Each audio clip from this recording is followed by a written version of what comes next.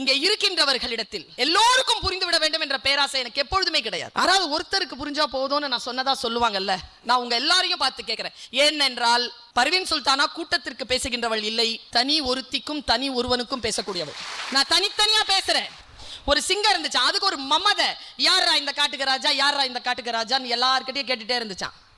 ஒரு பாம்பு வந்துச்சான், பாம்பு ஏய் யாரா இந்த நீ தான் அப்படின்னு சொல்லிட்டு போயிருச்சான். அது ஒரு பன்னி வந்துச்சான், ஏய் யாரா இந்த நான் தானே, நீ தான் போயிடுச்சு. முயல் வந்தது, குதிரை வந்தது, ஆமை வந்து எல்லாரும் நீதான் நீதான் நீ. அதே மமதையில சுத்திட்டு இருந்த அந்த சிங்கம் ஒரு யானை வந்தது என்ன மாதிரின்னு வச்சுக்க. யானை கிட்ட கேட்டுச்சு, யாரா இந்த காட்டுக்கு ராஜா. யானைக்கு அந்த கேள்வி பிடிக்கல, தாண்டி போச்சு.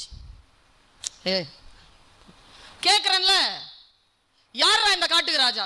யானை மறுபடியும் தாண்டி போச்சு. மறுபடியும் சிங்கம் வந்து வாயை பிளந்த சத்தம் போட்டு, ஏய் கேள்வி கேட்கறல்ல யாரா இந்த காட்டுக்கு ராஜா. உடனே யானை சிலுப்பிக்கிட்டு முன்னால வந்து தும்பிக்கையில சிங்கத்தை பிடிச்சிருச்சு. தூக்கி ஒரே அடி, முதுகு உடைஞ்சு போச்சு. முதுகு உடைஞ்ச சிங்கம் கேட்டுச்சான், நம்ம வைகை புயல் சார் மாதிரி, கேள்வி தானே கேட்டேன். யானை சொல்லிச்சான், பதிலத்தான் சொன்னேன். பதிலா அப்படி சொல்லு, நான் ஜெயிப்பேன் நான் ஜெயிப்பேன், ஜெயிச்சு காட்டு. Don't waste your energy, don't waste your energy. என்ன பண்ணுங்க தெரியுமா, கூர்ந்து பார்த்துட்டு இருங்க, இங்க சேர்த்துக்கிட்டு இருங்க. பாரு கையில AK-47 இருக்கு, முன்னால உன்னுடைய இறை ஓடிக்கிட்டு இருக்கு, ஓடட்டுமே. எவ்வளவு தூரம் ஓடணும் ஓடட்டும். டார்கெட் எவ்வளவு தூரம் ஒன்னாலும் விசை மிகுந்த ஆயுதத்தை கையில் வைத்திருக்கிறாய், ஷார்ட் பண்ணலாம். நீ தடுமாறிட்டனா அது விலகிரும். ரொம்ப நிதானமாக இதை நான் ஜெயிப்பேன் என்று நிதானமாக நின்று துணிந்து செயல்படு. நான் இந்த எக்ஸாம்ல எவ்வளவு வாங்குவேன், ஏய் வாங்கி காட்டு. Don't waste your energy. யார் முன்ன நான் யார். ஒரு நாள் எங்க காலேஜில் டீச்சர் ஒருத்தங்க, கெமிஸ்ட்ரி டீச்சர் தான், எப்ப பார்த்தாலும் உருப்பட மாட்டேன்னு சொல்லிட்டே இருக்கும். அது எப்படி ஜெயிச்சேன் தெரியுமா, நான் அது ரிட்டையர் ஆகிறதுக்குள்ள அந்த ஸ்கூலுக்கு சீஃப் கெஸ்டா போயிட்டு வந்துட்டேன். அப்படிதான் சொல்லணும் பதில். அதுக்கு பேர் தான் துணிச்சல். சும்மா கெட்ட வார்த்தை சொல்லிக்கிட்டு ஆய்வுன்னு சொல்லிட்டு கோச்சிக்கிட்டு மூஞ்சில மூணு வச்சுக்கிட்டு போய் உக்காந்துக்கிட்டு மற்றவங்க தன்னை வந்து தாஜா எதிர்கொள்ள தெரிய வேண்டும். Just plan my dear children. Plan பண்ணு, பிளான் பண்ணிட்டு மற்ற வேலைகளை செய். நீங்கள் எல்லாரும் சொன்னீர்கள், நான் ஒரு விஷயம் சொல்றேன் பாருங்க. யார் ஜெயிக்கிறார்கள் தெரியுமா, யாருக்கு மொழி சரியாக வருகிறதோ அவர்கள் தான் ஜெயிக்கிறார்கள். மொழியை கையில் பிடித்துக் கொள்ளுங்கள். எது பேசினாலும் உங்களுக்கு தெரிய வேண்டும், யார் என்ன பேசினாலும் அது உங்களுக்கு புரிய வேண்டும். கேள்வி முதல்ல புரியணும், ட்விஸ்டரா வரும் கேள்வி. அந்த fraction of secondல அந்த 2 secondsல 1 secondல கேள்வியை புரிஞ்சுக்கிட்டு அந்த டிக் பண்ணணும். அப்ப கேள்வியை புரிஞ்சுக்கணும்னா மைண்ட் எவ்வளவு கிளியரா இருக்கணும், எவ்வளவு லாஜிக் மைண்டா இருக்கணும். வெறும் மனப்பாடம் செய்வதன் மூலமாக எல்லாம் இந்த எக்ஸாமை ஜெயிக்க முடியாது, ஓரளவு தான் ஜெயிக்க முடியும். லாஜிக் क्वेश्चंस எப்படி மனதிற்குள். இப்ப நான் இங்க உட்கார்ந்து இருக்கிறேன், கையில ஒரு குறிப்பு கிடையாது, துணிச்சல் தான். கால் நடுங்கிட்டு இருக்கு, தெரியுதா உனக்கு? துணிச்சல் தான். வாத்து மாதிரி உள்ள துபுடுன்னு அடிச்சிட்டு இருக்கோம், சைலண்டா போகும். பார்த்திருக்கியா? காட்டவே காட்டாத, உன்னுடைய பயத்தை காட்டவே காட்டாதே. பயம்தான் மரணம். பயத்தை எப்பொழுதும் வெளிப்படுத்தாதே. என்ன ஒரு விஷயமா இருந்தாலும் உள்ளக்குள்ள வச்சிட்டு. தூங்கும் போது உங்க பேச்ச கேட்காம நான் தூங்குறது இல்ல. தூங்காம விழிச்சு வேலை செய்யறதுக்கு தானையா பேசுற, பேச்ச கேட்டு தூங்குறங்கிற. இது தொடர்ந்து சொல்றாங்க, தொடர்ந்து சொல்றாங்க.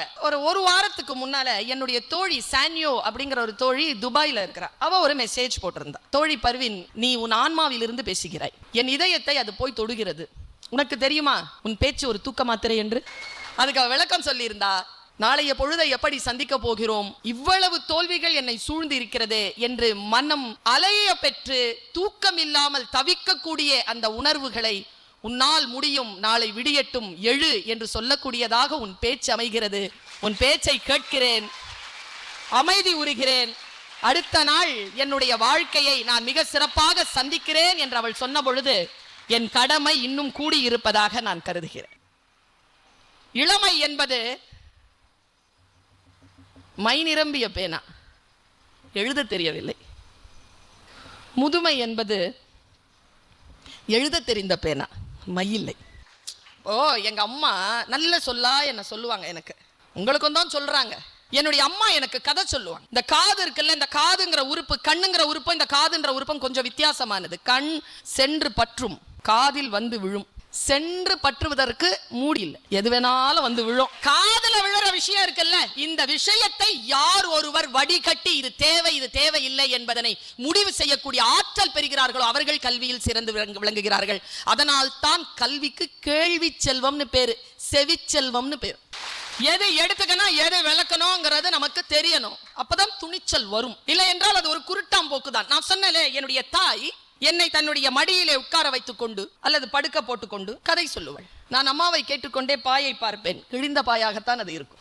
வறுமையினுடைய உச்சம். கிழிந்த பாயில் என்னை படுக்க வைத்துக் கொண்டு என் அம்மா பறக்கும் கம்பளங்களை பற்றி கதை சொல்லுவாள். என் அம்மாவின் கதைகளில் ஒருபோதும் கிழிந்த பாய்கள் வந்ததே இல்லை. அதனால் தான் நான் இப்பொழுது பறக்கும் கம்பளங்களில் இருக்கிறேன். இதுவரைக்கும் 31 நாடுகள் பயணம் பண்ணியிருக்கேன் பேசுறதுக்காக. ஒரு டிக்கெட்டை கூட என் சொந்த செலவுல வாங்கினதில்லை. இப்போ இவர் கேள்வி கேட்கிறாரு, பொம்பளை பிள்ளைங்க எல்லாம் பதில் சொல்லுதுங்க. பசங்களுக்கும் பொண்ணுங்களுக்கும் என்ன வித்தியாசம் தெரியுமா? தனக்கு தெரிஞ்சதை சொல்லி ஊர்ஜிதப்படுத்திக்கிறவங்க பிள்ளைங்க, பொம்பளை பிள்ளைங்க. தனக்கு தெரிஞ்சதை தேவையா இல்லாத இடங்கள்லாம் சொல்லாம எங்க தேவைப்படுதோ அங்க சொல்லி பேர் வாங்குறவங்க பசங்க.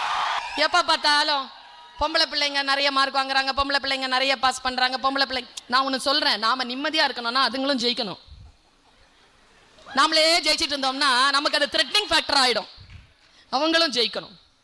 நீங்களும் ஜெயிக்க பிறந்தவர்கள் தான். நான் ஒன்று சொல்றேங்க, என்னுடைய வார்த்தை, எனக்கு நிறைய துணிச்சல் இருக்கு. ஏன் தெரியுமா? பெறுவதற்கும் இழப்பதற்கும் ஒன்றும் கிடையாது. எனக்கு என் இலக்கு எனக்கு தெரியும். என் இலக்கை நான் மிக மிக நுட்பமாக நிதானித்து இருக்கிறேன். அதனால் நிதானமாக பயணிக்கிறேன். நிதானமாக பயணிக்கின்ற பொழுது எனக்கு பயம் என்பதே கிடையாது.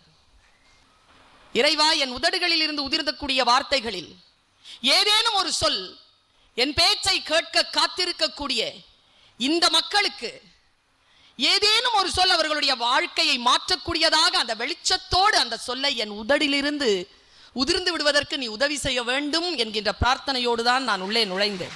யாருடைய உதடுகளில் ஒளிந்து கொண்டிருக்கக்கூடிய சொல் நம்முடைய வாழ்க்கையை மாற்றும் என்று நமக்கு தெரியாது. நம் வாழ்க்கையை மாற்றக்கூடிய ஏதோ ஒரு சொல் நம்மை நோக்கி இந்த பிரபஞ்சம் வீசிக்கொண்டுதான் இருக்கிறது. கவனம் இல்லாத காரணத்தினால் அது கடந்து போகிறது. கவனம் பெற்று மீண்டும் அந்த சொல்லுக்காக நாம் காத்திருந்து அந்த சொல்லு ஒரு ரவுண்ட் அடிச்சிட்டு வரும் பொழுது 30-40 வருஷம் ஆயிடுது. எவ்வளவு இளமையிலேயே நீங்கள் அதை பிடித்துக் கொள்கிறீர்களோ நீங்கள் அவ்வளவு சீக்கிரமாக ஜெயிப்பதற்கான சூழலை பெறுகிறீர்கள். காலத்தை சரியாக அறுவடை செய்து கொள்ளுகின்றவர்கள் வாழ்கிறார்கள். காலத்தை எப்படி அறுவடை செய்வது? The never give up அப்படிங்கிற அந்த கடைசி சொட்டு உள்ள வரைக்கும் நாம் ஒன்றை எதிர்ப்பது எதிர்கொள்வது அப்படிங்கிறதுக்குல்ல, நான் உங்க எல்லார்கிட்டயும் சொல்றேன், உங்க எல்லாருக்குமே ஒரு எதிர்பார்ப்பு இருக்கு. உங்கள் எதிர்பார்ப்பு எப்பொழுது நிறைவேறும் தெரியுமா? எப்பொழுது நீங்கள் உங்கள் போரை எதிர்கொள்ள தயாராவீர்களோ அப்பொழுதுதான் உங்கள் எதிர்பார்ப்பை நீங்கள் அடைவீர்கள்.